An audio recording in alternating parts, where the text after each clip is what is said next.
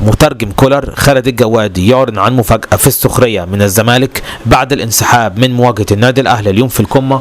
تعرف على ما كتبه على حسابه الرسمي على السوشيال ميديا. تحدث خالد الجوادي مترجم كولر وقال، وذلك عبر حسابه الرسمي على السوشيال ميديا: أول ما تم الإعلان عن إقامة مباراة الزمالك يوم 25 يونيو قلقت شوية وقلت يا رب الأهلي يفرحني في اليوم ده وتبقى أحلى هدية عيد ميلاد وعيد زواج 20 من الأهلي.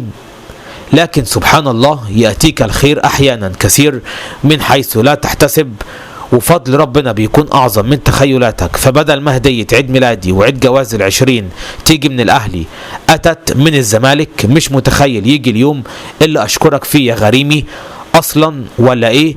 على أجمل هدية عيد ميلاد أشكر الزمالك على أجمل وأسهل 3 نقاط و2-0 جميلة دون ضغوط ولا توتر.